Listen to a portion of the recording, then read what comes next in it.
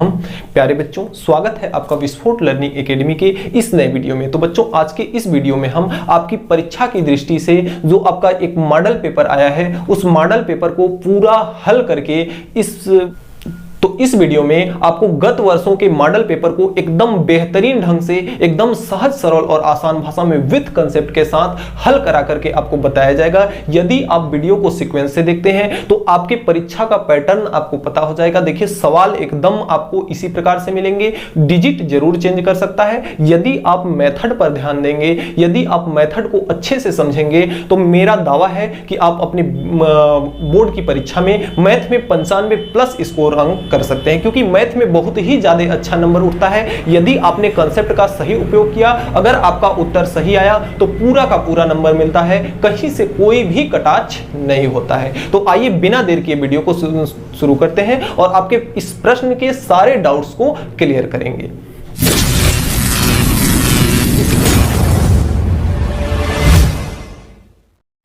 तो देखिए, इस प्रश्न पत्र का जो पहला सवाल है वह कह रहा है कि 6 और 24 का मध्यानुपाती होगा। इसका जो पहला सवाल है, पहला सवाल कह रहा है 6 व 24 का मध्यानुपाती।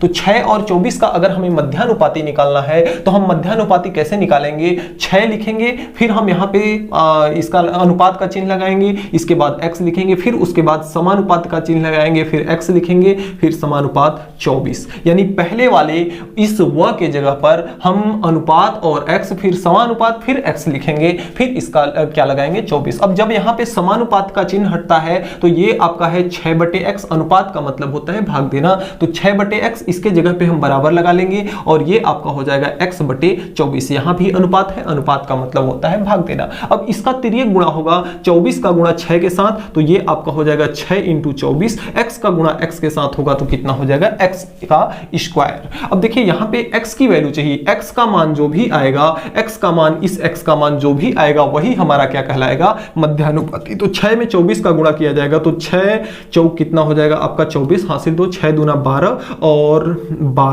और हासिल 2 था 14, तो बराबर आपका हो जाएगा x स्क्वायर। और यहाँ पे x की मान, x का अगर मान निकालें तो x स्क्वायर को बॉर्डर के इस साइड में भेजेंगे और जब स्क्वायर बॉर्डर के इस पार आता है तो क्या बन जाता है? रूट। और हम जानते हैं कि 144 का वर्गमूल कितना होता है आपका? 12 होता है। तो x का मान कितना आ गया? 12 बराबर x, या x बराबर 12। तो इसका जो विकल्प नंबर ब है वह क्या है? पूरा तरह से सही है। तो ये हमारा पहला सवाल हुआ। अब देखिए, दूसरे सवाल में प्रश्न संख्या 2 में कह रहा है कि द्विघात समीकरण, एक द्विघात समीकरण दिया है 3x² प्लस का 2x प्लस का 7 बराबर 0। इस द्विघात समीकरण में मूलों का योगफल, इसमें हमें क्या बताना है? मूलों का योगफल। तो हम सूत्र जानते हैं, जब हम मूलों का योगफल, तो हम देखिए सूत्र जानते हैं कि मूलों का योगफल बराबर होता है माइनस का b/a। अब देखिए, इसमें माइनस का b क्या है और a क्या है? माइनस का b का मतलब है माइनस b बराबर है आपका माइनस b का मतलब, माइनस तो आपका ऑलरेडी माइनस चिन्ह है, यहाँ पे b का जो मतलब है वह है x का गुणांक। अब x का गुणांक क्या चीज होता है? तो जो चीज x के साथ लिखी है, जो राशि x के साथ लिखी है वह क्या कहलाएगी? x का गुणांक। और a जो है आपका वह है x² का गुणांक। अब x² का गुणांक क्या चीज है? इस समीकरण में, द्विघात समीकरण में जो चीज x² के साथ में लिखा हुआ है, जो अंक x² के साथ में, जैसे x² के साथ में कितना है? 3 है, तो a का मान कितना हो जाए? x² का गुणांक क्या है? 3। x² का गुणांक क्या है? 3, क्योंकि x² के साथ में कितना लिखा है? 3। तो a बराबर है x² का गुणांक, तो a का मान कितना है? 3। a का मान कितना है? 3। और b बराबर है x का गुणांक, तो b का मान यहां से कितना है? x के साथ में कितना लिखा है? 2, तो b बराबर कितना हो जाएगा? 2। अब यहां से हमें मूलों का योगफल निकालना है, तो मूलों का योगफल निकालने के लिए हम क्या करते हैं? सूत्र हमारा होता है माइनस का b/a। b का मान है 2, तो b के जगह पे 2 रख लेंगे और माइनस पहले से है, और a का मान है 3, तो इसका योगफल कितना हो जाएगा? 3। अब इसमें देखिए, जो विकल्प नंबर आपका ब है वह कितना है? -2/3। तो इसमें भी आपका विकल्प नंबर ब सही होगा।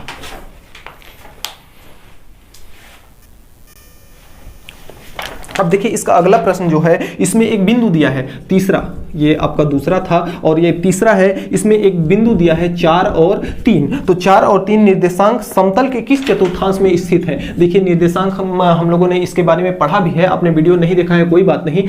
3 और 4 चतुर्थांश आपका इस प्रकार से कुछ बनता है, ये आपका x है और ये आपका y है और ये आपका x डैश है और ये आपका y डैश है। अब देखिए 4 पहले जो लिखा होता है वह x का मान होता है, बाद में जो लिखा होता है वह किसका मान होता है? y का मान। और पहले जो लिखा होता है उसको भुज कहते हैं। भुज यानी कि वह x अक्ष पर कटा हुआ अंतःखंड, वह क्या कहलाता है? भुज। जैसे x पे कितना कटा है? 4, तो 1 2 3 4, 4 अंतःखंड कहां कटा है? x पर। और y दूसरा किसका जगह होता है? y का। और y पे जो कटा अंतःखंड होता है उसे 3 कहते हैं। तो y पे कटा अंतःखंड हम कैसे ज्ञात करेंगे? 1 2 3। देखिए x पर अगर प्लस का x होता है तो हम इधर चलते हैं, x अगर माइनस का होता है तो इधर चलते हैं, y माइनस का होता है तो नीचे की तरफ, y प्लस होता है तो ऊपर की तरफ चलते हैं। अब देखिए इसमें y भी प्लस, x भी प्लस है और y भी प्लस है, यानी कि इसमें हमें किधर चलना होगा? इस साइड में चलना होगा। यानी 2 4 और 3 जो होगा आपका यहां कहीं बिंदु होगा, 4 और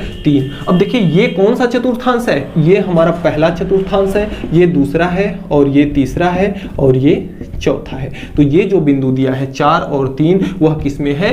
पहले चतुर्थांश में स्थित है। तो इसमें इसका क्या हो जाएगा? इसमें देखिए विकल्प पहला का अ जो दिया है इसमें दिया है प्रथम चतुर्थांश, तो अ विकल्प आपका क्या हो जाएगा? इसमें सही हो जाएगा। अब देखिए चौथा जो दिया है, इसमें चौथा बोल रहा है कि आवर्ती जमा खाता में जमा धन के ब्याज की गणना का सूत्र है। देखिए आवर्ती जमा खाता में इसमें बोल रहा है कि आवर्ती जमा खाते में जमा धन के ब्याज की गणना का सूत्र है। तो देखिए जमा धन के ब्याज की गणना का जो सूत्र होता है, हम लोग कराधान में इसको पढ़े हैं, चौथा नंबर है, वह होता है आपका P इंटू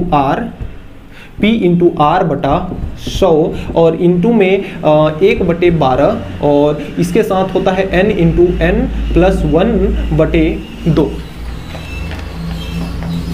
और यहाँ पे प्लस का चिन्ह आपका रहता है। तो ये आपका हो जाएगा, ये आपके विकल्प नंबर किस में दिया हुआ है? विकल्प नंबर स में दिया हुआ है। तो विकल्प नंबर स आपका सही हो जाएगा, क्योंकि आवर्ती जमा खाता में ब्याज की जो गणना के लिए सूत्र होता है P इंटू आर बटे 100 इन प्लस का 1/12 इंटू में n इंटू n प्लस 1/2 होता है। जहां पे देखिए P आपका है मासिक किस्तों की संख्या, मासिक किस्त है, और R आपका क्या है? ब्याज दर है, और n जो है मासिक किस्तों की संख्या है। n क्या है? मासिक किस्तों की संख्या। आपका जो 5वां सवाल है, अगले क्रम में जो इसका 5वां सवाल है, 5वां सवाल देखिए क्या कह रहा है। जो 5वां सवाल आपका है, सवाल नंबर 5, इसमें आपको ज्ञात करना है cos 90 माइनस थीटा का मान।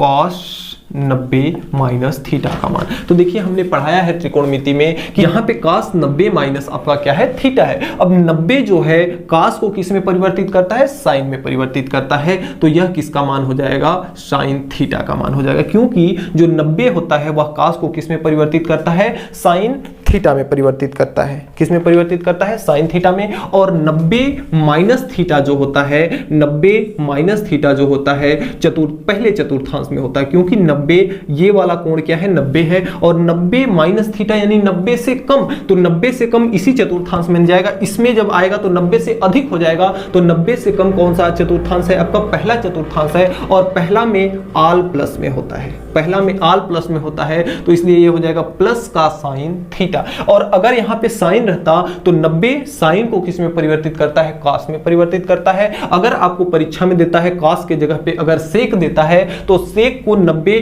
कोसेक में परिवर्तित करता है, और कोसेक को सेक में परिवर्तित करता है, और टेन को काट में, काट को टेन में। देखिए इसमें परीक्षा में आपको कोई जरूरी नहीं है कि cos ही दे, cos के जगह पे कुछ भी दे सकता है। यदि cos के जगह पे साइन आता है तो साइन को 90 cos में परिवर्तित करता है, cos को साइन में, टेन को काट में और काट को टेन में, और सेक को कोसेक में, कोसेक को सेक में। तो इस तरह से हमारे 5 सवाल कंप्लीट हुए। अगले क्रम में जो आपका प्रश्न संख्या आपका जो खंड ब है, ये आपका खंड अ था जिसमें 5 प्रश्न थे। खंड ब का जो है इसमें खाली स्थान दिया है। देखिए मैं इस प्रश्न पत्र को इस वीडियो के डिस्क्रिप्शन में इसका लिंक दे दूंगा, वहां से जाकर के आप इस प्रश्न पत्र को डाउनलोड कर लेंगे, जिससे आपके पास प्रश्न पत्र रहेगा तो इन सवालों को करने में आपको आसानी होगी। तो चलते हैं खंड ब पर। प्रश्न संख्या एक है खंड ब का, उसमें पहला प्रश्न है, जब दो चरों के रैखिक समीकरणों के आलेख दो प्रतिच्छेदी रेखाएं होती हैं तो समीकरण के निकाय का हल होता है। तो देखिए इसमें अद्वितीय हल होता है। जब दो चरों के रेखिक समीकरणों के आलेखों के दो रेखाएं प्रतिच्छेदी होती हैं तो समीकरण का हल कैसा होता है? अद्वितीय होता है।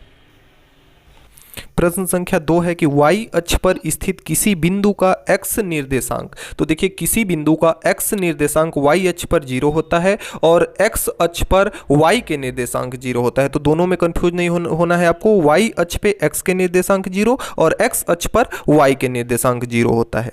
अगला है आपका, आयकर दाताओं की पहचान के लिए आयकर विभाग द्वारा दी गई पहचान संख्या को क्या कहा जाता है? तो इसमें देखिए आयकर द्वारा जो हमें पहचान पत्र दिया जाता है उसे हम पेन कार्ड कहते हैं और उस पे जो नंबर होता है उसे हम पेन नंबर कहते हैं। अगला प्रश्न जो चौथा है आपका कि r त्रिज्या h ऊंचाई वाले शंकु का आयतन, तो शंकु का आयतन हम लोगों ने पढ़ा है कि शंकु का आयतन होता है पाई 1/3 पाई r स्क्वायर h। बेलन का पाई r स्क्वायर h होता है और बेलन का 1/3 भाग होता है आपका शंकु का। पांचवा प्रश्न है कि वृत्त के केंद्र से जीवा पर डाला गया लंब, तो जीवा को क्या करता है? समद्विभाजित, समान दो बराबर भागों में बांटता है वृत्त के केंद्र से जीवा पर डाला गया लंब। तो इस तरह से आपका खंड ब कंप्लीट होता है। अब आइए देखते हैं खंड स को। प्रश्न संख्या 1 खंड स का आपका, इसमें सत्य और असत्य को छांट करके लिखना है। जो सत्य है उसके सामने सत्य, जो असत्य है उसके सामने असत्य। तो इसमें से पहला आपका है, किसी द्विघात समीकरण के 2 से अधिक मूल हो सकते हैं। तो देखिए द्विघात समीकरण के अधिकतम 2 ही मूल हो सकते हैं, 2 से अधिक मूल नहीं होते हैं। दूसरा है आपका कि साइन स्क्वायर 45 अंश प्लस कास स्क्वायर 45 अंश का मान 1 होता है। तो ये देखिए आपका सत्य है, क्योंकि sine square theta plus cos square theta equal to कितना होता है? 1। तो अगला तीसरा आपका है कि वृत्त के परिधि के किसी बिंदु पर व्यास द्वारा अंतरित कोण समकोण होता है। देखिए इसमें छोटी सी लाइन है जो व्यास कह दिया है। व्यास के जगह पर अगर केंद्र होता, तो केंद्र अगर होता व्यास के जगह पर तो आपका सत्य हो जाता, लेकिन यहाँ केंद्र नहीं है, यहाँ व्यास है, तो यह आपका कथन असत्य होगा। केंद्र द्वारा अंतरित कोण समकोण होता है। चौथा नंबर आपका है, वृत्त के किसी बाह्य बिंदु से खींची गई स्पर्श रेखाओं की लंबाई में रेखाओं क्या होती हैं? बराबर होती हैं। तो ये देखिए असत्य है, क्योंकि कोई भी रेखा अनंत तक जाती है, किसी भी रेखाओं की लंबाई समान नहीं होती। पांचवा देखिए, इसमें भी छोटा सा बस इसमें आपको देखना है, इसी में बच्चे कंफ्यूज हो जाते हैं। देखिए दिया है 3n+1 जो कि 4 से क्या होगा? इसका मान हमेशा बड़ा होगा बोल रहा है, जहां n एक प्राकृतिक संख्या है। प्राकृतिक संख्याएं 1 से लेकर के अनंत तक होती हैं। तो अगर हम 3 का मान 1 रखते हैं तो 3 1 कम 3 और प्लस 1 4 के बराबर है। और इसमें दिया जो है, इसमें दे रहा है कि 4 से हमेशा क्या होगा? बड़ा, जो कि आपका असत्य होगा, क्योंकि 4 के बराबर भी हो सकता है। देखिए आपका जो प्रश्न संख्या 2 है उसमें कह रहा है कि 4x square minus 4x plus 1 बराबर 0 का विभेदक ज्ञात कीजिए। यह आपका एक द्विघात समीकरण का सवाल है। देखिए इसको हल करते हैं। विभेदक का सूत्र जो होता है, विभेदक को हम विभेदकर भी कहते हैं और विभेदक को d से प्रदर्शित करते हैं। d बराबर जो होता है आपका b स्क्वायर माइनस 4ac होता है, जिसमें से b क्या है?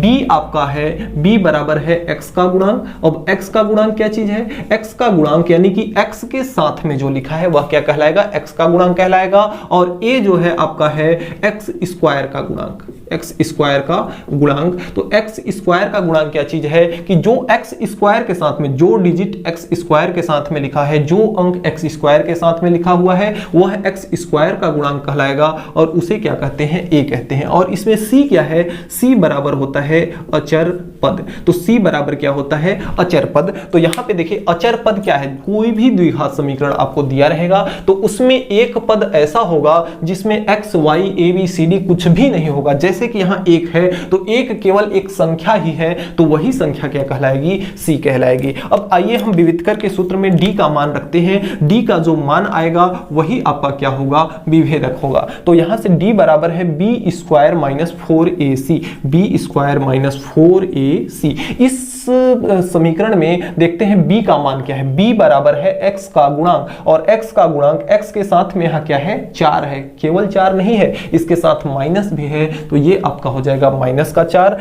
ए क्या है, एक्स स्क्वायर का गुणांक, एक्स स्क्वायर का गुणांक यहाँ क्या है 4 है और प्लस का 4 है इसलिए प्लस का 4। अचर पद सी बराबर क्या है अचर पद, तो अचर पद इस समीकरण में कितना है 1 है। अब देखिए बी का मान पता है, ए का मान पता है, सी का मान पता है, सारे का मान पता है। अब हम इस समीकरण में सभी का मान रख देते हैं तो यहां से d बराबर बी स्क्वायर, बी का मान कितना है आपका -4, तो ये आपका हो जाएगा -4 का स्क्वायर, माइनस का चिन्ह है माइनस लगा लिए, 4 लिखा है 4 लिख लिए, ये एक इसमें है इनटू में है और a का मान कितना है यहाँ से 4 है तो इनटू में 4 हो जाएगा, इनटू में c है और c का मान कितना है 1 है। हल कर लेते हैं, 4 का स्क्वायर कितना हो जाएगा आपका 16 और माइनस का 4 चौका 16, 16 एकम 16 तो 16 माइनस 16 तो d का मान यहां से कितना आया 0, अर्थात इसका विभेदक जो है क्या है 0। तरह से हमारा प्रश्न संख्या 2 कंप्लीट हुआ। अब आइए देखते हैं प्रश्न संख्या 3। अगले क्रम में जो आपका प्रश्न संख्या 3 है उसमें कह रहा है कि इतना,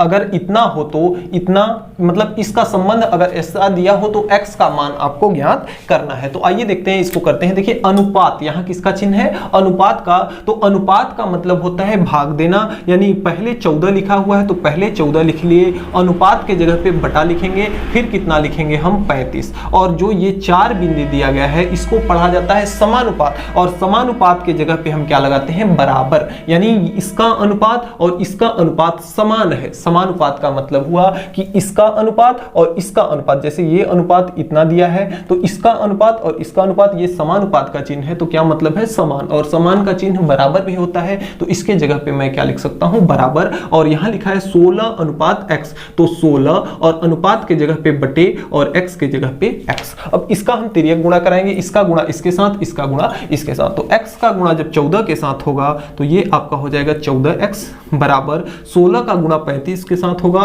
तो 16 इंटू कितना हो जाएगा ये 35। अब हमें x का मान चाहिए ना कि 14x का, तो x को हमें क्या करना होगा बॉर्डर के उस पार भेजना होगा, और यहाँ गुणा में है इस साइड में जाएगा तो किस में हो जाएगा भाग में हो जाएगा, तो ये आपका 35 है और 14 यहाँ भाग में आ जाएगा तो बटे में हो जाएगा 14। अब 2 से काटेंगे तो 7 दूना 14 और 2 से काटेंगे तो 8 दूना 16, 7 एक कम 7, 7 पचे 35, यानी 8 इंटू 5, तो x बराबर आपका आ गया 8 इंटू में 5, तो x बराबर हो जाएगा 8 पंचे 40, यही इसका हो जाएगा आंसर।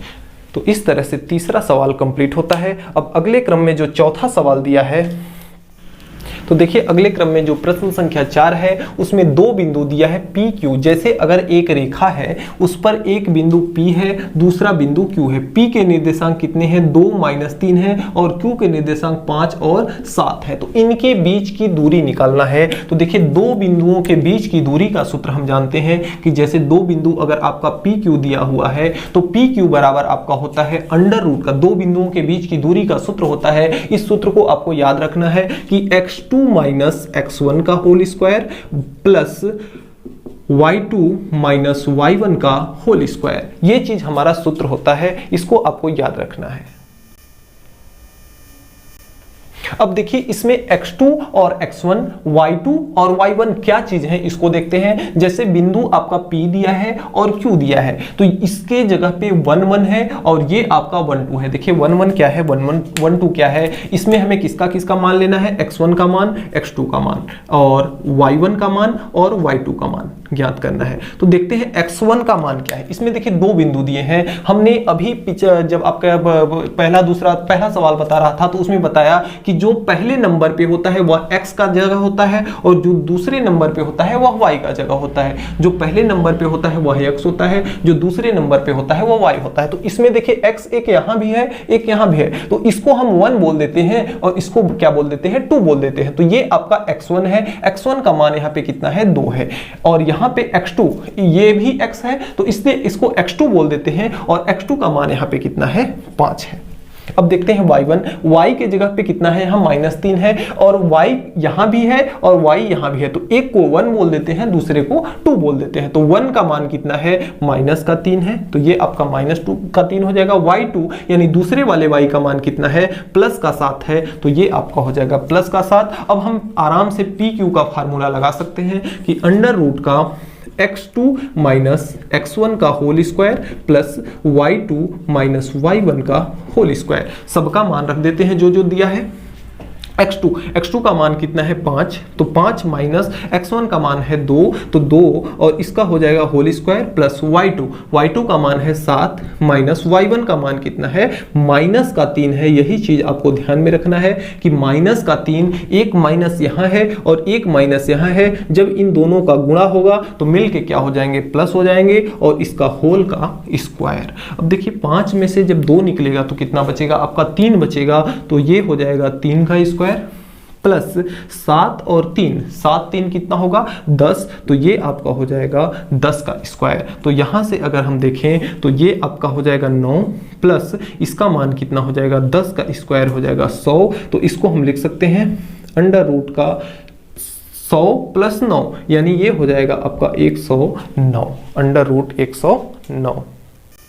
अब देखिए इसका तो कोई वर्गमूल होता नहीं है, इसका कोई वर्गमूल होता नहीं है, इसलिए आपका यही हो जाएगा आंसर। तो एक अंडर रूट 109 इसका क्या हो जाएगा आंसर, यानी जो PQ की वैल्यू है, PQ की वैल्यू कितनी आई अंडर रूट 109, इसका मान कितना आया 109, यानी इनसे इसके बीच की दूरी कितनी है 109। अब देखिए अगला सवाल पे देखते हैं, सवाल नंबर 5। आपका सवाल नंबर 5 है साइन 31 बटे cos 59 अंश का आपको मान बताना है, 2 इंटू cos 59 है। तो देखिए cos हम साइन 31 को अगर कन्वर्ट करें, इसको लिखना अगर चाहें, यहां से हम करते हैं साइन 31 बटे है 2 cos 59 अंश, 2 cos 59 अंश, ये चीज आपको दिया हुआ है। यहां से साइन 31 अंश को हम क्या लिख सकते हैं, 31 अंश को हम लिख सकते हैं 90 माइनस 59। अगर हम 90 माइनस 59 करें, 90 में से 59 घटाएं तो कितना आ जाएगा 31। अब हमने ये क्यों किया अभी आपको समझ में आ जाएगा। 90 में से 59 घटाएंगे तो क्या आएगा 31, तो 31 को हम 90 माइनस 59 बड़े शौक से लिख सकते हैं। अब देखिए नीचे में क्या है 2 cos 59। अब देखिए मजा आने वाला है आपको, क्योंकि यहां जो साइन है 90 साइन को किस में परिवर्तित कर देता है cos में, साइन को किस में परिवर्तित कर देता है cos में, तो साइन को 90 किस में परिवर्तित कर देगा cos में। अब थीटा इसके जगह पे जो इसमें दूसरा वाला होता है वह cos के साथ आ जाता है, तो cos कितना आ जाएगा 59 बटे यहां है 2 cos 59। अब देखिए cos से cos कट जाएगा, cos 59 से cos 59 कट जाएगा, ऊपर में 1 बचेगा, नीचे में 2 बचेगा, यही हो जाएगा इसका आंसर। तो इस तरह से 5वां सवाल आपका कंप्लीट हुआ। अगले क्रम में जो आपका प्रश्न संख्या 6 है, इसमें कह रहा है कि सबसे पहली 10 सम संख्याएं कौन सी हैं और इनका औसत ज्ञात कीजिए। सबसे पहली सम संख्याएं, तो सम संख्याएं वे संख्याएं होती हैं जो 2 से पूरी पूरी क्या हो जाती हैं डिवाइड हो जाती हैं। तो यहां पे हम सबसे पहले लिखेंगे पहली 10 सम संख्या। तो सबसे पहली 10 जो सम संख्या होंगी वह सबसे छोटी सम संख्या क्या है 2, क्योंकि जो ऐसी संख्याएं जो 2 से कट जाती हैं पूरी पूरी विभाजित हो जाती हैं वे क्या कहलाती हैं सम संख्याएं। तो जो 2 है 2 से कट जाएगा, 4 जो है 4 2 से कट जाएगा, 6 भी 2 से कट जाएगा, 8 भी 2 से कट जाएगा, 10 भी कट जाएगा, 12 भी कट जाएगा, 14 भी कट जाएगा, 16 भी कट जाएगा और 18 भी कट जाएगा और 20। 10 हो गई क्या, 1 2 3 4 5 6 7 8 9 10 सारी सम संख्याएं हो गई। अब बोल रहा है कि इनका औसत ज्ञात कीजिए। तो औसत हम कैसे निकालते हैं, दिए गए जो आंकड़े होते हैं, औसत का फार्मूला होता है कि जो दिए गए आंकड़े हैं बटे उन आंकड़ों की संख्या। तो दिए आंकड़ों का योग, आंकड़ों का योग बटे आंकड़ों की संख्या। देखिए ये सब चीज पढ़ाया गया है आपको सीक्वेंस से। तो अगर आप डीपली अध्ययन करना चाहते हैं तो इस चैप्टर के हर चैप्टर वाइज सारे प्रश्नावली के सारे सवाल मेरे चैनल पर आपके उपलब्ध हैं। अगर आपने नहीं देखा है तो वहां पे जाकर के अच्छे से इनको देख सकते हैं और अच्छे से समझ सकते हैं। तो देखिए आंकड़ों का योग, हमारे पास 10 आंकड़े कुल दिए गए हैं, इन 10 को जोड़ देंगे बटे आंकड़ों की संख्या। कुल कितने आंकड़े हैं 10 आंकड़े, तो यानी कि हम ये आंकड़ों का योग कितना हो जाएगा 2 + 4 + 6 + 8 + 10 + 12 + 14 प्लस 16 प्लस 18 प्लस 20 और बटे में क्या हो जाएगा, आंकड़ों का संख्या, कितने आंकड़े दिए हुए हैं 10, तो बटे में कितना हो जाएगा 10। अब देखिए इन सबको जब जोड़ा जाएगा तो कितना आएगा, जोड़ते हैं 0 और 8, 8 8 6 14, 14 4 18, 18 2 20, 20 20 और 8, 20 8 28, 28 6 28 6 34 और 34 4 38, 38 और 2 40, 40 की जीरो, हासिल आपका हुआ 4, 4 2 6, 6 1 7, 7 1 8, 8 1 9, 9 1 10, 10 1 11, 110 बटे में हो जाएगा 10, 1 0 से 1 0 कट जाएगा, 11 बटे 1 यानी कितना आ जाएगा 11, 11 बटे 1 यानी कितना आ जाएगा 11। तो इसका औसत जो है कितना आ गया आपका 11, यही हो जाएगा इसका उत्तर।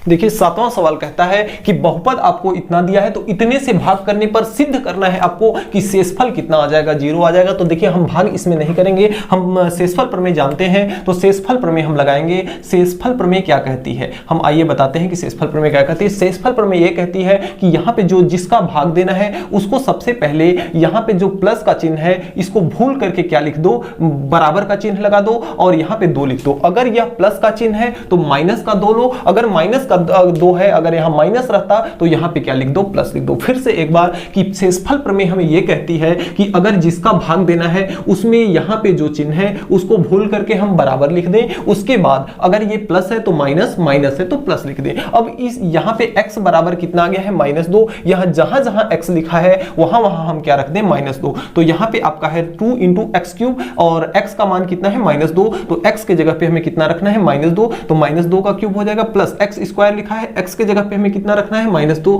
तो ये आपका हो जाएगा -2 का स्क्वायर और -5 इंटू x के जगह पे कितना है -2, x के जगह पे हमने रख दिया -2 प्लस का है 2।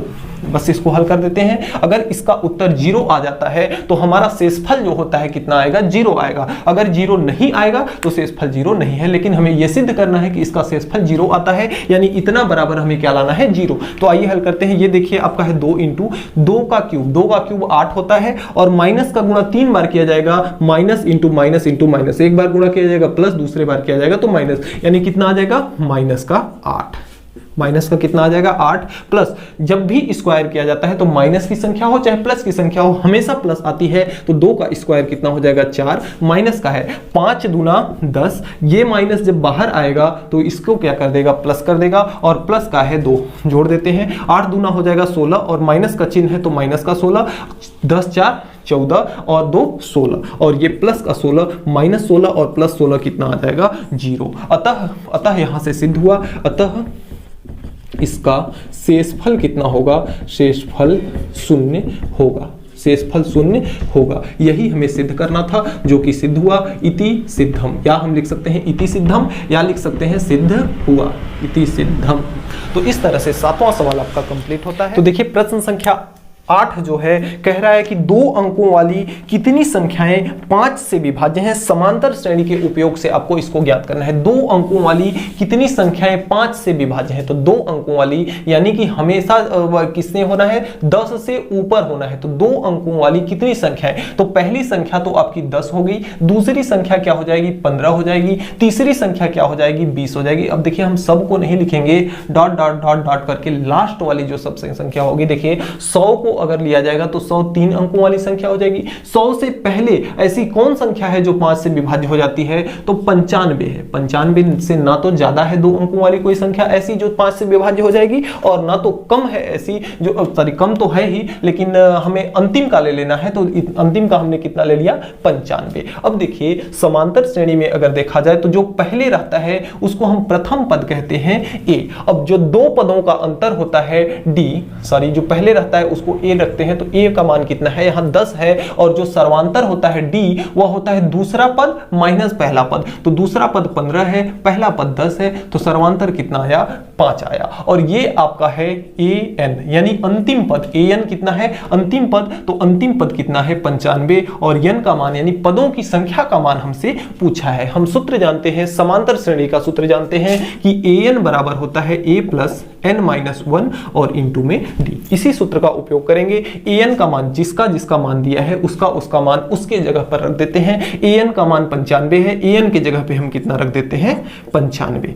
a का मान कितना है 10, a के जगह पे 10 रख लिए, n का मान पता नहीं है तो ये आपका हो जाएगा n-1 इंटू d का मान कितना है 5, तो d के जगह पे हम कितना रख लिए 5। यहाँ आपका है 95 बराबर 10 है, 5 में n का गुणा होगा तो ये आपका हो जाएगा 5n, माइनस 1 में होगा तो माइनस का हो जाएगा 5, माइनस का 5 और 10 कितना हो जाएगा, यहाँ है 95 बराबर 10 में से 5 निकलेगा, ये प्लस का है माइनस का है घट जाएगा, 10 में से 5 निकलेगा बचेगा 5 प्लस ये आपका हो जाएगा 5n। अब देखिए 5 को जब इधर लाया जाएगा, हमको मान चाहिए किसका 5n का, तो 5n को छोड़ करके बाकी सबको इधर भेज दें, n का मान हमें चाहिए, तो यहाँ से आपका हो जाएगा 95, 5 इधर आएगा तो माइनस का 5 और बराबर आपका यहाँ बचेगा 5n। अब देखिए 5 को भी हमें भेजना है क्योंकि n का मान चाहिए, किसका मान चाहिए n का मान चाहिए, तो 5 को जब इधर भेजा जाएगा तो 5 इसके साथ किस में है गुणा में, इस साइड में आएगा तो किस में हो जाएगा भाग में, तो यहां से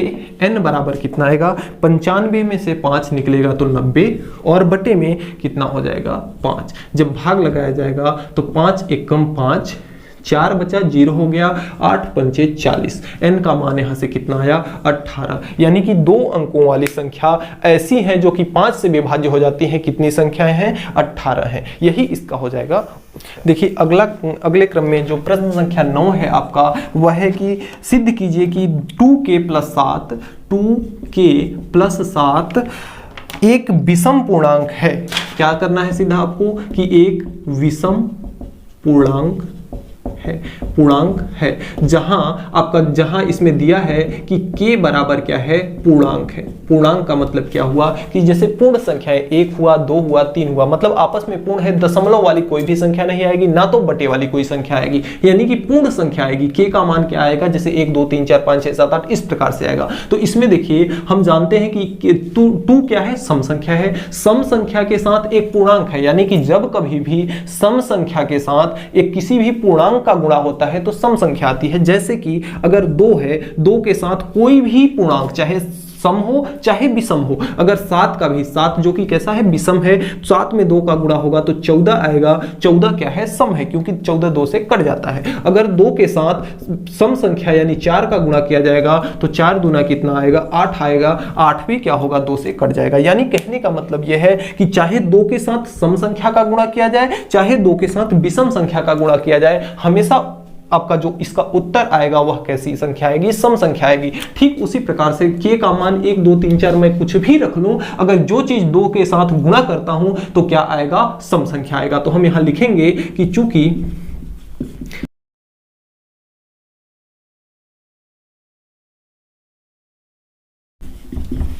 तो हमने लिखा कि चूंकि सम संख्या का गुणा किसी भी पूर्णांक के साथ करने पर हमेशा क्या आती है सम संख्या। सम संख्या का गुणा विषम के साथ करेंगे तो भी सम संख्या, सम का गुणा सम के साथ करेंगे तो भी क्या आएगी सम संख्या। यानी 2 का गुणा k के साथ किया जाएगा तो यहां पे क्या आएगी सम संख्या और प्लस का क्या है 7, प्लस का क्या है 7 और 7 कैसी संख्या है विषम संख्या, तो यहां हमें सम संख्या प्लस क्या करना है विषम संख्या, सम संख्या प्लस विषम संख्या, क्योंकि 7 कैसी संख्या है विषम संख्या है। फिर हम एक स्टेटमेंट लिखेंगे कि देखिए अगर किसी भी सम संख्या में विषम संख्या को जोड़ा जाएगा तो हमेशा एक विषम संख्या आएगी। जैसे अगर विषम संख्या है सम संख्या है आपकी को मान लेते हैं कितना है 90, इसमें अगर विषम संख्या हम 3 को जोड़ दें तो कितना हो जाएगा 93 और जो उत्तर प्राप्त होगा वह भी क्या होगा विषम संख्या। जैसे आपकी सम संख्या है 10, इसमें कोई विषम संख्या जोड़ दी जाए 7, तो अगर इसमें सम संख्या में विषम संख्या जोड़ दिया जाएगा तो ये इसका उत्तर कितना आ जाएगा 17 और जो कि 17 क्या होगा विषम संख्या होगा। अतः किसी भी सम संख्या में विषम संख्या जोड़ने पर हमेशा एक क्या आता है विषम संख्या। तो इसमें हम स्टेटमेंट लिखेंगे कि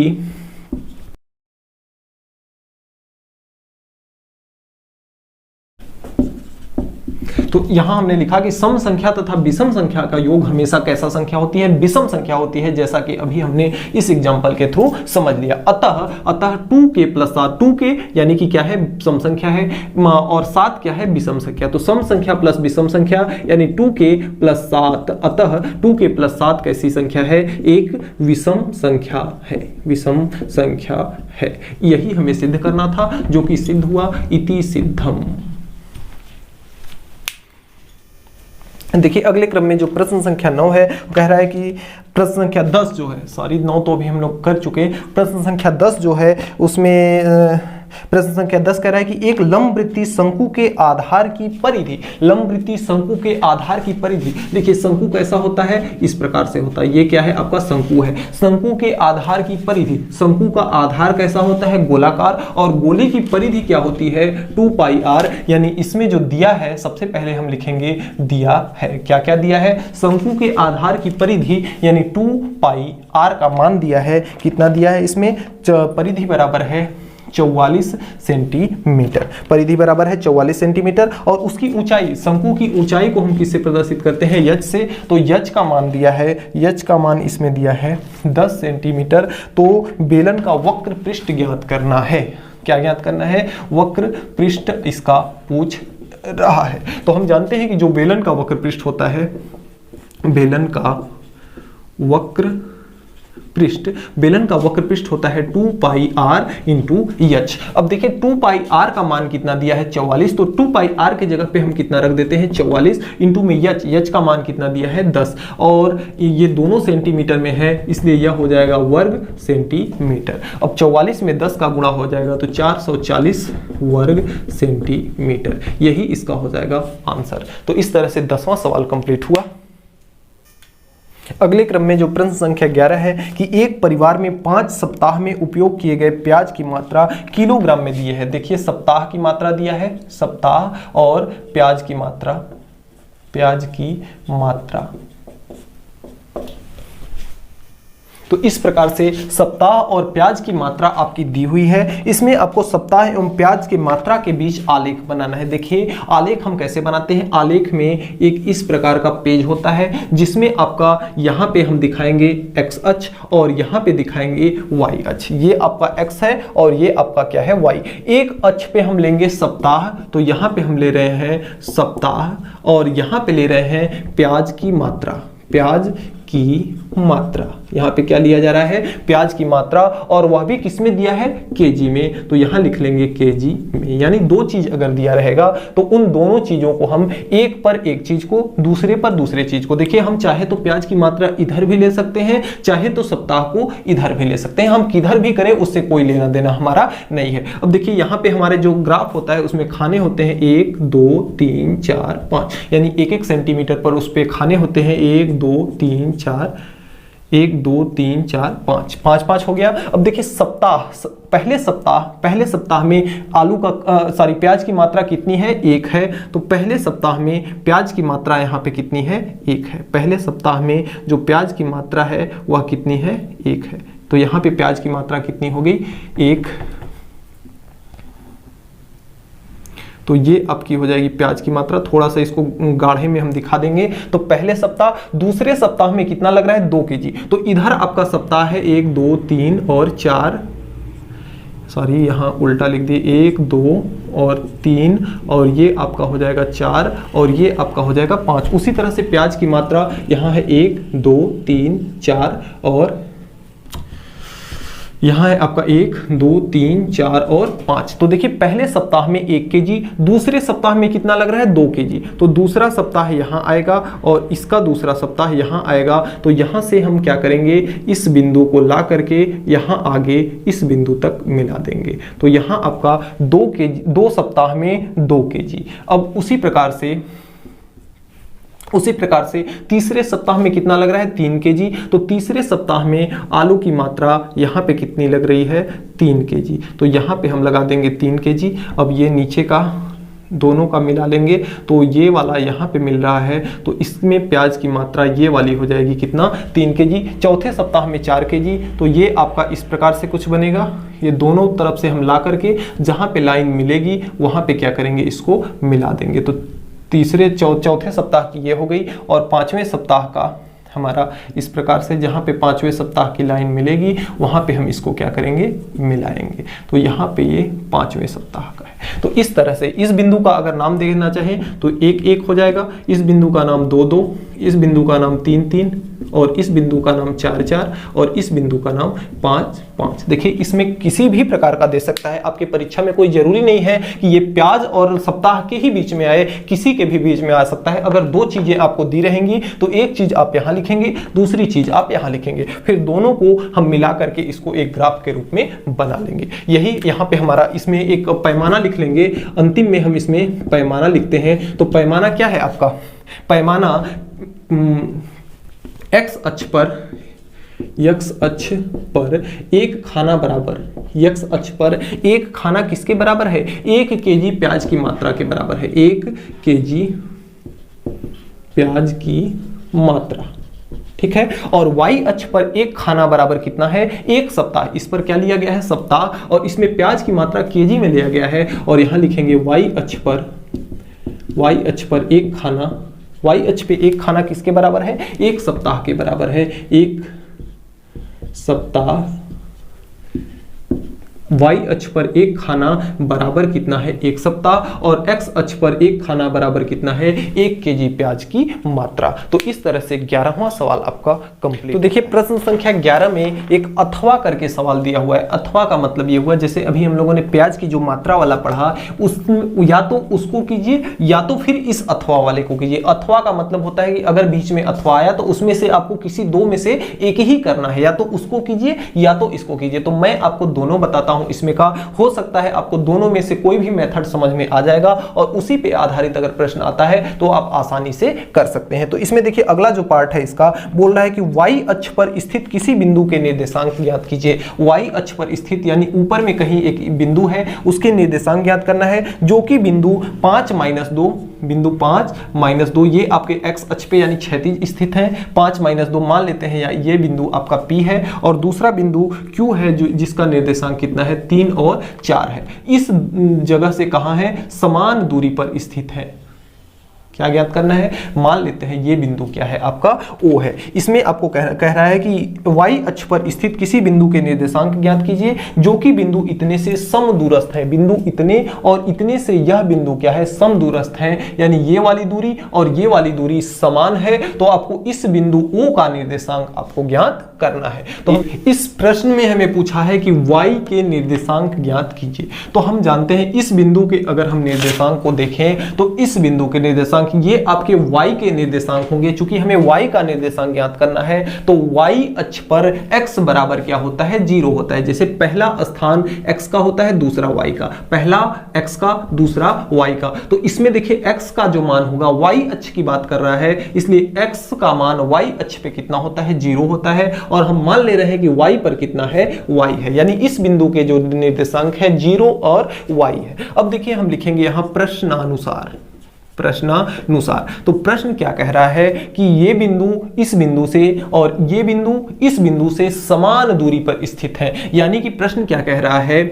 O से P की दूरी बराबर है O से Q की दूरी के। अब देखिए ये एक बिंदु, दो बिंदुओं के बीच की दूरी का सूत्र हम जानते हैं, x2 - x1 का whole square plus y2 - y1 का होल स्क्वायर बराबर एक बिंदु, दो बिंदुओं के बीच की दूरी, यहां भी वही सूत्र लगेगा, x2 - x1 plus y2 minus का y1 इसका होल स्क्वायर, और इसका भी क्या हो जाएगा? Whole square. अब देखिए इसमें x1 क्या है, y1 क्या है, ये x के जगह पे, ये y की जगह पे। x2 का मान इस बिंदु और इस बिंदु में ले रहे हैं, x2 का मान कितना है? 0 है। तो यहाँ पे हम लिख ले रहे हैं अंडर रूट, देखिए x1 x2 y1 y2, तो x2 का मान कितना है? 0 माइनस x1 का मान कितना है? 5, इसका होल स्क्वायर प्लस y2 कितना है? y है, तो y माइनस y1 कितना है?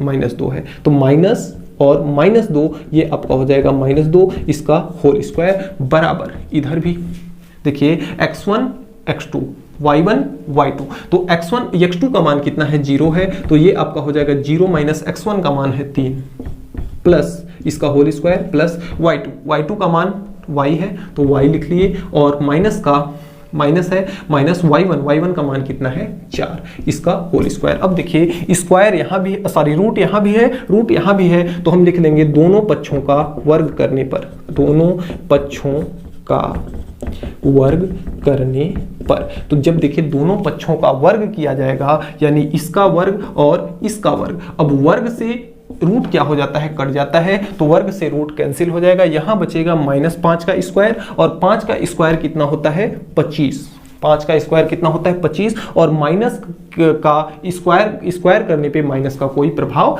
नहीं पड़ता, यानी प्लस ही रहता है। तो प्लस का y + 2 माइनस और माइनस क्या हो जाएगा प्लस, तो y + 2 का होल स्क्वायर बराबर, देखिए -3 का स्क्वायर, तो 3 का स्क्वायर क्या होता है 9, और माइनस का स्क्वायर पे कोई प्रभाव नहीं पड़ता, और प्लस का है y - 4 का होल स्क्वायर। अब इसको देखिए a + b के होल स्क्वायर पे खोलेंगे, इसको a - b के होल स्क्वायर पे खोलेंगे, यहां करते हैं तो देखिए ये आपका है 25 प्लस a + b का होल स्क्वायर, a + b का होल स्क्वायर बराबर होता है a का स्क्वायर प्लस b का स्क्वायर प्लस 2ab। इस सूत्र पे खोलेंगे तो a का स्क्वायर a के जगह पे y है, b के जगह पे 2 है, तो यहाँ पे देखिए a का स्क्वायर यानी y का स्क्वायर प्लस b का स्क्वायर यानी 2 का स्क्वायर, तो यहाँ पे हो जाएगा 2 का स्क्वायर, और 2 का स्क्वायर कितना होता है 4 प्लस 2ab, तो यहाँ पे 2 हो जाएगा, a का मान y है, b का मान 2 है, तो 2 × 2 × b का मान कितना है y है।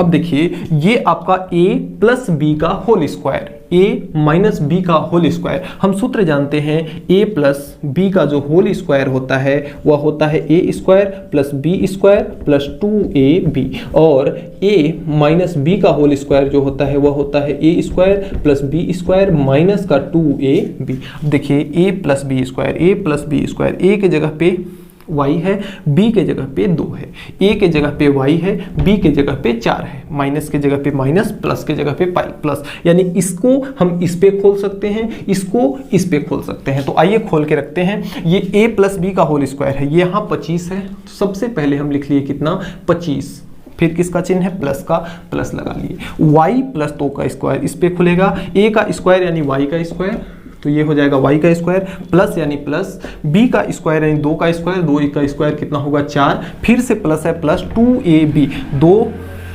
a का मान है 2, y का मान है b का मान है y, तो 2 दूना 4, a का मान कितना है 2, पहले लिख लेते हैं 2 लिखा है 2 लिख लेते हैं, a का मान है 2, तो a का मान है आपका y, तो ये आपका हो जाएगा इनटू में y, और इनटू में a का मान कितना है y, और b का मान है 2, तो b इंटू में कितना हो जाएगा 2, बराबर का चिन्ह है, बराबर लगा लिए। अब इसमें करते हैं, बराबर कितना है 9 प्लस a - b का होल स्क्वायर, b का होल स्क्वायर इस सूत्र पे खुलेगा, a का स्क्वायर यानी y का स्क्वायर, तो y का स्क्वायर प्लस b का स्क्वायर यानी 4 का स्क्वायर होगा 16 आपका, -2ab है, तो -2 × a का मान है y, तो a के जगह पे y, और इंटू में b का मान है 4, तो b के जगह पे 4, हल कर देते हैं, हमारा उत्तर आ जाएगा। यहाँ से देखिए आपका ये है y का स्क्वायर प्लस, अब देखिए ये आपका है 25 और ये है 4, 25 और 4 कितना हो जाएगा ये 29 प्लस 2 दूना 4 और साथ में y है, तो ये आपका हो जाएगा 4y। अब इस साइड में देखते हैं, बराबर के इस साइड में, यहाँ आपका है y का स्क्वायर, और 16 और 9, 16 9 कितना हो जाएगा प्लस का 25 और माइनस का 2, 4 दूना 8y।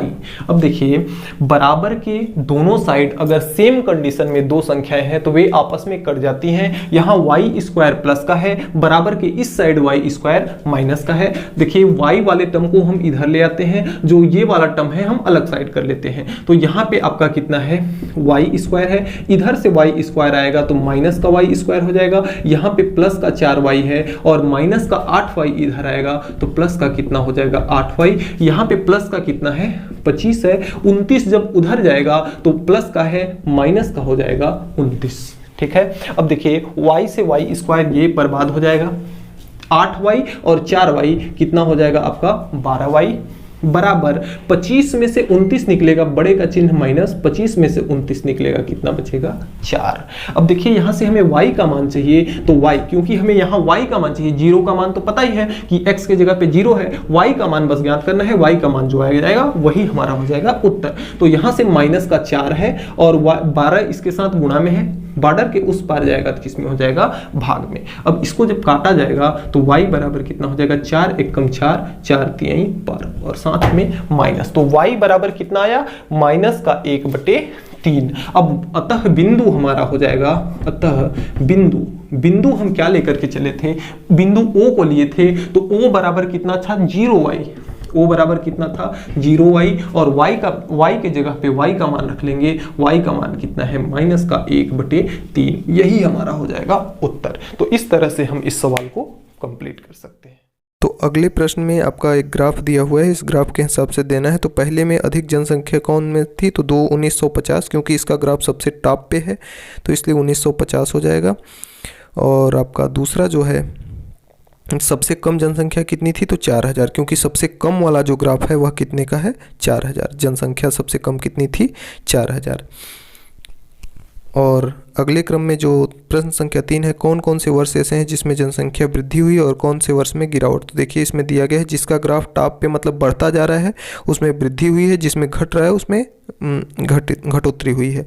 और चौथा है, प्रारंभ के 5 वर्षों की जनसंख्या में लगातार वृद्धि हुई या कमी, तो वृद्धि हुई है क्योंकि ग्राफ लगातार बढ़ता जा रहा है। अगले क्रम में जो प्रश्न संख्या 13 आपका है, बोल रहा है कि 2 बराबर ऊंचाई वाले लंबवृत्तीय बेलनों की, यानी कि इन दोनों बेलनों की ऊंचाई क्या है, समान है। 2 बेलन आपके बनाए गए हैं, तो कह रहा है कि 2 बराबर ऊंचाई वाले लंबवृत्तीय बेलनों के आधार की त्रिज्याओं का अनुपात 3:4 का है। यानी इसमें R1 और बटे R2 का मान कितना दिया है, 3/4। यहां से अगर हम देखें तो R1 के जगह पे 3 है तो R1 का मान हो जाएगा 3, R2 के जगह पे 4 है तो R2 का मान हो जाएगा 4। अब हम जानते हैं कि H1 का मान है H और H2 का मान है H, यानी H1 और H2 का मान आपस में क्या है, बराबर हैं। तो इसमें ज्ञात करना है कि इनके आयतनों का अनुपात ज्ञात कीजिए। तो हम जानते हैं कि जो बेलन का आयतन होता है, बेलन का आयतन, तो बेलन का आयतन बराबर होता है pi r square into h. Pi r square into h बेलन का आयतन होता है। तो हमें बेलन के आयतनों का अनुपात ज्ञात करना है, यानी पहले प्रश्न हमें ज्ञात करना है, पहले बेलन का आयतन बटे दूसरे बेलन का आयतन, आयतनों का अनुपात, यानी दूसरे बेलन का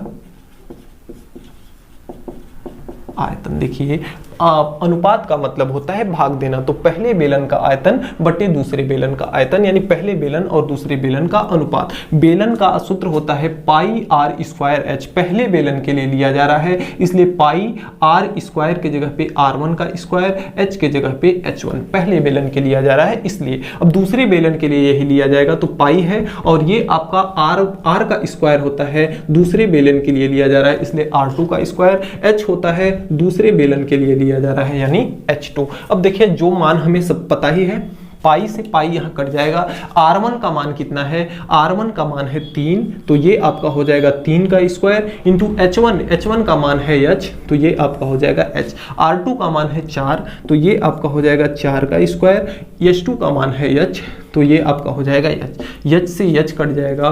3 का स्क्वायर होता है 9, 4 का स्क्वायर होता है 16, यानी इसका जो अनुपात हो जाएगा आपका 9 संबंधे 16 का, 9:16 का इसका अनुपात आएगा। यही आपका हो जाएगा आंसर। तो इस तरह से हम इन प्रकार के सवालों को हल कर सकते हैं। तो 13वां प्रश्न संख्या 13 में एक अथवा करके एक प्रश्न इसमें और दिया गया है कि 2 सेंटीमीटर त्रिज्या वाली, इसमें R का मान कितना दिया है 2 सेंटीमीटर, और 64 गोलियों को पिघलाकर, गोलियों की संख्या कितना दिया है, गोलियों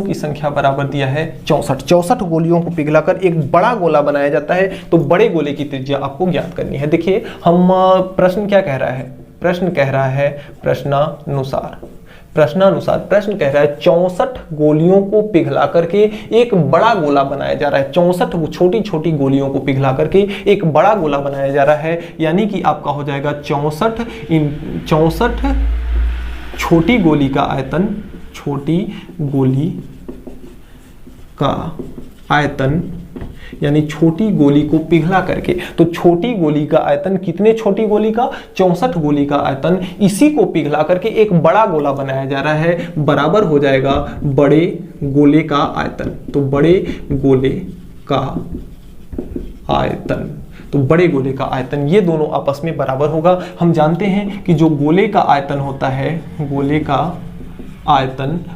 आयतन होता है 4/3 पाई आर क्यूब। यहाँ पे देखिए 64 छोटी गोलियों को पिघला करके एक बड़ा गोला बनाया जा रहा है, यानी कि 64 इंटू गोली का आयतन, तो गोली गोला होता है, गोले का आयतन कितना होता है 4/3 पाई आर का क्यूब, बराबर बड़े गोले का आयतन। तो बड़ी गोली भी गोला है, तो ये इसमें भी गोले का आयतन लगेगा 4/3 पाई। अब आर का क्यूब होता है, ये बड़ा गोला है, इसलिए इसके लिए हम क्या ले लेते हैं, बड़ा वाला आर ले लेते हैं। अब देखिए पाई 4/3 पाई यहाँ भी गुणा में है और यहाँ भी गुणा में है, तो 4/3 पाई से 4/3 पाई कैंसिल हो जाएगा। यहां बचेगा आपका 64 इंटू आर का क्यूब।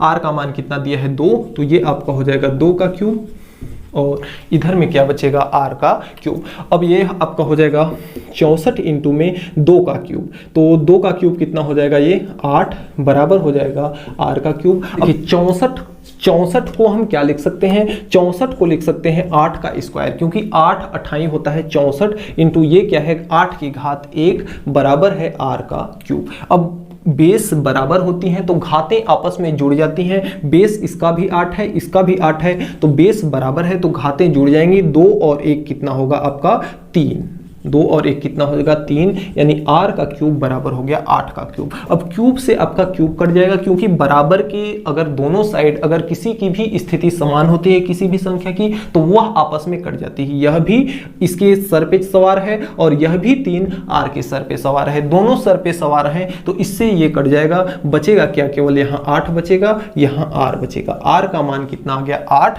यानी बड़े गोले का जो त्रिज्या होगी, बड़ी गोली की त्रिज्या यहाँ लिखेंगे कि अतः बड़े गोले की त्रिज्या बराबर कितनी हो जाएगी 8 सेंटीमीटर। बड़े गोले की त्रिज्या कितनी हो जाएगी 8 सेंटीमीटर। तो इस तरह से हम ऐसे सवालों को हल, अगले क्रम में जो प्रश्न संख्या आपका 15 है, प्रश्न संख्या 15 कहता है कि मोहन ने कृषि विकास बैंक में 50,000 रुपए 2 वर्ष के लिए सावधि जमा खाते में जमा किए। देखिए 50,000 रुपए जमा किए, यानी मूलधन बराबर जो चीज दिया है, सबसे पहले हम लिखेंगे दिया है, जो चीज दिया है उसको लिखते हैं। P बराबर कितना दिया है, मूलधन कितना है 50,000 रुपए, 50,000 मूलधन है।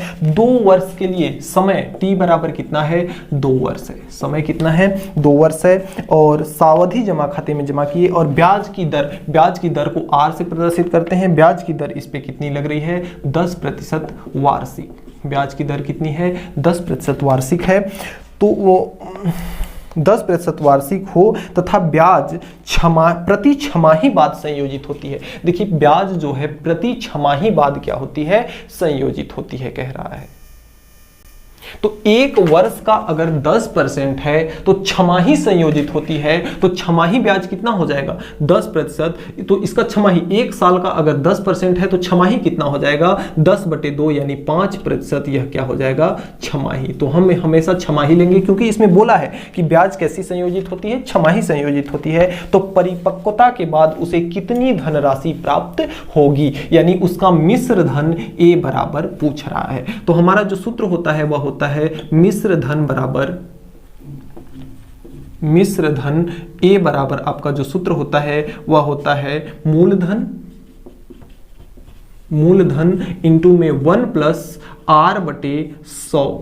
R/100 इसके पावर n।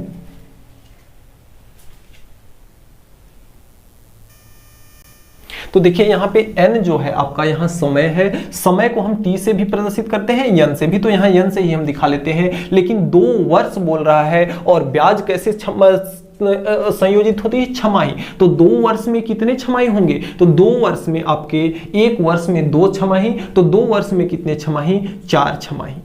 तो n का मान कितना है यहाँ पे 4 है, क्योंकि छमाही ब्याज संयोजित होती है तो पहले वर्ष को हम छमाही बना लेंगे, और एक वर्ष का 10% ब्याज लगता है तो छमाही का कितना लगेगा 5%। अब सबका मान ज्ञात कर देते हैं। मूलधन हमें पूछ रहा है कि बैंक द्वारा कितनी धनराशि प्राप्त होगी। मूलधन का मान है आपका 50,000, मूलधन के जगह पे हम कितना रख लिए 50,000, 1 प्लस आर का मान कितना है 5 है, तो 5 बटे कितना हो जाएगा ये 100, और इसके पावर n का मान है 4, तो पावर में कितना हो जाएगा 4। अब ये आपका है 50,000, 1 प्लस 5 से कट जाएगा कितनी बार में 20 बार में, तो ये आपका हो जाएगा 1 बटे 20 पंचे 100, तो 1 बटे हो जाएगा 20 की पावर 4। अब 20 एक कम 20 और 1 21, इसको जब हल किया जाएगा तो ये आपका है 50,000, और साथ में 20 एक कम 20 और 1 21, तो ये आपका हो जाएगा 21 बटे 20, और इसकी पावर कितना 4। अब इसको जब हल किया जाएगा तो यहाँ आपका है 50,000,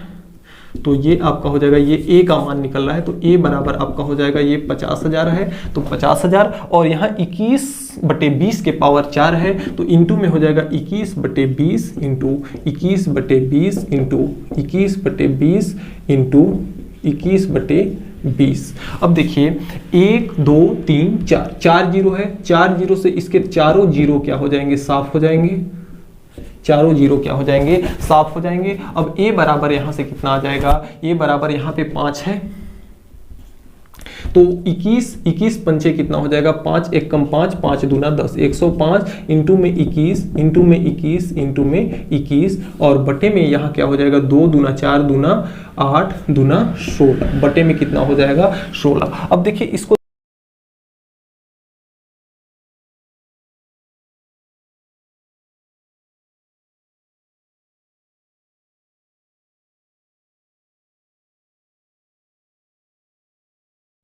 नवीन का वित्तीय वर्ष 2013-14 में वार्षिक वेतन 7,20,000 रुपए है। वह सामान्य भविष्य निधि में, ये सवाल नंबर कितना है, दूसरा है।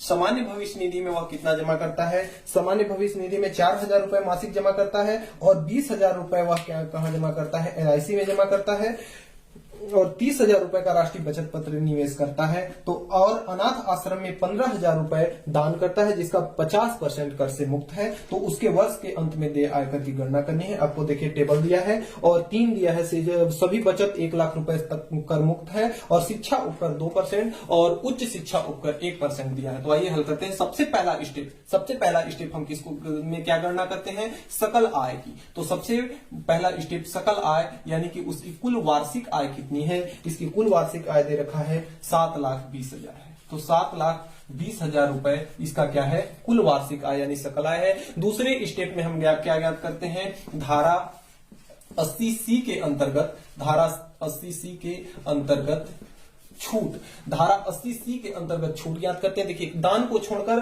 सभी राशियां, सभी बचत वाली राशियां किस में आती हैं, धारा 80C के अंतर्गत दान छूट में। तो देखिए इसमें क्या कह रहा है कि वह कहां कहां जमा करता है पैसा, सामान्य भविष्य निधि खाते में बचत करता है, सामान्य भविष्य निधि में। सामान्य भविष्य निधि में कितने की बचत करता है, वह सामान्य भविष्य निधि में 4,000 रुपए मासिक जमा करता है, तो 4,000 रुपए मासिक। हम इसमें सारी राशियां वार्षिक में ज्ञात करते हैं, सारे कर वार्षिक में ज्ञात करते हैं, तो इसको भी हम वार्षिक में बदल लेंगे। वार्षिक में बदलने के लिए 12 का गुणा करेंगे, एक साल में 12 महीने, तो एक महीने में 4,000 जो जमा करता है, तो 12 महीने में कितना जमा करेगा, 4,000 गुणे 12, तो 12 चौक कितना हो जाएगा, ये 48,000 रुपए वह कहां जमा कर रहा है, सामान्य भविष्य निधि खाते में। और जीवन बीमा प्रीमियम में कितना जमा कर रहा है, जीवन बीमा प्रीमियम में कितना जमा कर रहा है, 20,000 रुपए वह कहां जमा कर रहा है, जीवन बीमा प्रीमियम में। तो 20,000 रुपए यह कहां जमा कर रहा है, जीवन बीमा प्रीमियम में। और कितने का राष्ट्रीय बचत पत्र खरीदता है, 30,000 रुपए का राष्ट्रीय बचत पत्र। राष्ट्रीय बचत पत्र कितने का खरीदता है, 30,000 रुपए का राष्ट्रीय बचत पत्र खरीदता है। अब हमारा अगला स्टेप जो होता है वह होता है, अगला स्टेप जो हमारा होता है वह होता है कुल बचत। कुल बचत, तो देखिए स्टेप नंबर 2 में जितनी राशियां होती हैं सभी को जोड़ देते हैं, तो वह क्या कहलाता है, कुल बचत कहलाता है। तो 48, 20 और 30, 30, 20, 50, 40, 90 और 8, 98,000 रुपए वह क्या करता है, कुल बचत करता है। अब नेक्स्ट स्टेप में हम किसकी बात करते हैं, मानक कटौती मानक कटौती या छूट की बात करते हैं। तो देखिए इसमें बोल रहा है कि 1 लाख से नीचे तक सभी कर से मुक्त है, तो बचत कितने कर रहा है 98,000। जो 1 लाख से नीचे है तो यह क्या है, कर से मुक्त है, तो इसमें कटौती कितनी की हो जाएगी, 98,000 रुपए की कटौती हो जाएगी। ठीक, अब देखिए अगले स्टेप में हम दान को धारा 80G के अंतर्गत दिया गया दान को कलेक्ट करते हैं। तो धारा 80G के अंतर्गत दिए गए दान को कलेक्ट करते हैं, दिए गए दान। तो दान इसमें या किसमें दिया है, देखिए 15,000 रुपए अनाथ आश्रम में दान करता है। कितने का दान करता है, अनाथ आश्रम में कितने का दान करता है, 15,000 रुपए का दान करता है, जो कि 50% ही कर से मुक्त है। तो इसका 50% कितना हो जाएगा, 50/100। तो 2 जीरो से 2 जीरो कट जाएगा और 15×5 = 75। तो 15×5 = 75 और 2 जीरो 7,500 रुपए क्या करता है, वह दान करता है, जिस पर इतना कर से मुक्त है। तो ये 50% इसका 7,500 हुआ। अब देखिए इसका नेक्स्ट स्टेप जो हमारा होता है वह होता है कर योग्य आय।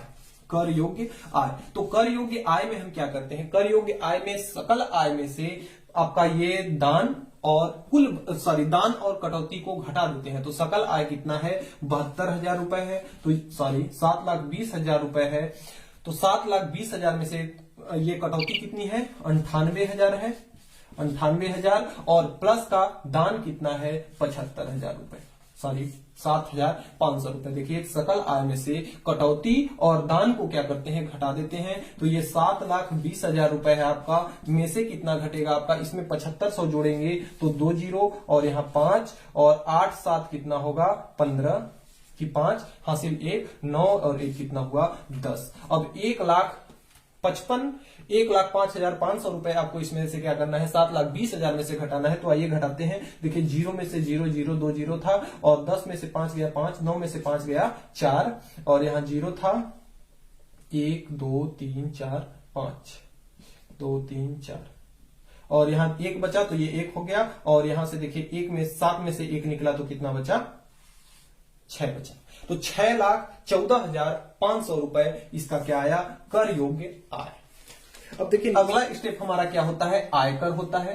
तो अगले स्टेप में हम आयकर की गणना करेंगे। देखिए आयकर की गणना जो होती है टेबल के हिसाब से होती है और टेबल ये कह रहा है कि 2 लाख तक का तो 0 है और 2 लाख 1 से लेके 5 लाख तक का आपका 10% है और 5 लाख 1 से लेके 10 लाख तक का 20% है और 10 लाख से अधिक का 10 लाख 1 से अधिक का कितना है, 30% है। तो देखिए हमारे पास कुल कितना है, 6,14,500, 6,14,500। अब थोड़ा सा इसको 1 मिनट रफ कार्य में हम समझते हैं। 6,14,500 दिया हुआ है। अब इसमें से 2 लाख, इसको 3 भाग में हम तोड़ सकते हैं। पहला तो इसका पेयर जो बनेगा 2 लाख का होगा, जिसपे 2 लाख तक का हमें कितना, इस पर कितना ब्याज है, 0% ब्याज है। और 2 लाख से 5 लाख के बीच में, तो 2 लाख से लेके 5 लाख के बीच में कितना होगा, 3 लाख। 2 लाख 1 से लेके 5 लाख तक, 2 लाख 1 से लेके 5 लाख तक कितना परसेंट ब्याज है, 10% का ब्याज है। तो 2 लाख 1 से लेके 3 लाख तक का में 5 लाख तक में कितना आएगा, हमारा 3 लाख आएगा और 3 लाख पे हमारा कितना ब्याज है, 10% का ब्याज है। अब देखिए 3 और 2 कितना हुआ, 5 हुआ। 5 लाख तो हमारा कवर हो गया।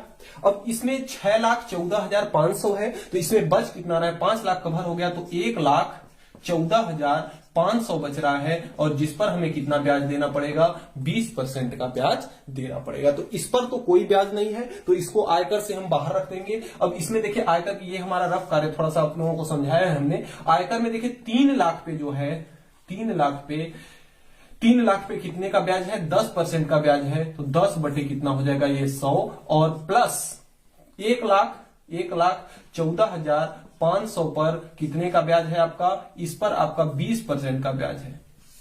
कितने का ब्याज है, तो 20 बटे कितना हो जाएगा, 100। अब 2 जीरो से 2 जीरो यहां कट जाएगा, 2 जीरो से 2 जीरो यहां कट जाएगा। तो ये आपका कितना बचेगा, यहां बचेगा आपका 30,000। तो ये आपका 30,000 हो गया और प्लस का यहां देखिए 2 का गुणा जब होगा तो 2 जीरो 0 और 5 गुना की कितना 10 और 5 गुना 10 हासिल 1, 4 गुना 8 और 1 9 और 2 एकम 2, तो ये 2 हो गया, 2 एकम 2। अब इन दोनों को जब जोड़ा जाएगा आयकर में तो ये देखिए 2 जीरो से 2 जीरो जुड़ गया, 9 जुड़ गया और इसके साथ 3 3 और 1 2 जुड़ गया और 3 2 5, यानी कि 52,900 रुपए उसको क्या करना पड़ेगा, आयकर देना पड़ेगा। अब अगले स्टेप में हमारा क्या आता है, शिक्षा उपकर और उच्च शिक्षा उपकर, शिक्षा उपकर प्लस उच्च शिक्षा उपकर।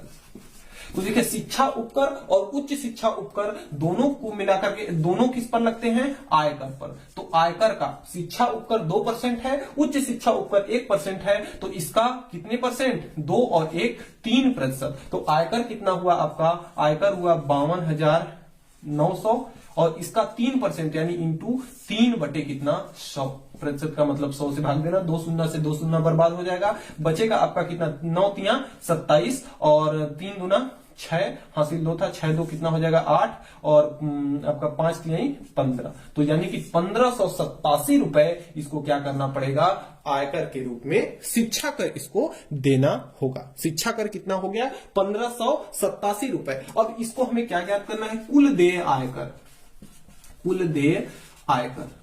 तो आयकर तो कुल देय आयकर में क्या होता है, शिक्षा उपकर, उच्च शिक्षा उपकर प्लस आयकर। तो आयकर कितना है हमारा, आयकर है हमारा 52,000, आयकर हमारा है 52,900 रुपए, ये आयकर हो गया, प्लस शिक्षा उपकर और उच्च शिक्षा उपकर को जोड़ करके कितना आया 1587। तो 1587 ये हो गया। अब इसमें जोड़ेंगे तो 2 जीरो से आपका 87 जुड़ेगा तो ये 87 और 5 से 9 जुड़ेगा तो 9 5 14, हासिल 1 और 2 1 3 और 1 4 और ये हो गया 5। यही आपका हो जाएगा फुल एंड फाइनल आंसर। तो देखिए प्रश्न संख्या 2 जो आपका है कि एक व्यावसायिक अंतरराष्ट्रीय मैचों में बहुत से गेंदबाज द्वारा लिए गए कुल विकेटों की संख्या आंकड़े तालिका में दिए गए हैं, इनका बहुलक आपको ज्ञात करना है और इस टेबल से आपको 5 निष्कर्ष भी बताना है। तो देखिए बहुलक ज्ञात करने के लिए हमारे पास एक फार्मूला होता है, L प्लस बहुलक बराबर आपका होता है L plus F1 minus F0 बटे 2F1 minus F0 minus F2 और इनटू में H। तो आइए हम बारी बारी से चर्चा करते हैं कि इस फार्मूले में ये सब दिए गए हैं जो आंकड़े वह सब क्या क्या है। तो सबसे पहले हम बात करते हैं बहुलक की। तो बहुलक, इसमें से बहुलक की परिभाषा हम जानते हैं कि जिसमें आंकड़ों की संख्या सबसे अधिक हो वह क्या कहलाता है, बहुलक। तो यहाँ पे बहुलक अगर देखा जाए तो बहुलक कितना है, ये है आपका। और ये देखिए गेंदबाजों की जो संख्या है वह क्या है, बारंबारता है। तो जिसकी बारंबारता सबसे अधिक होती है वह क्या कहलाता है, बहुलक कहलाता है। तो ये इसकी बारंबारता क्या है, सबसे अधिक है। तो 16 क्या हुआ, बहुलक हुआ।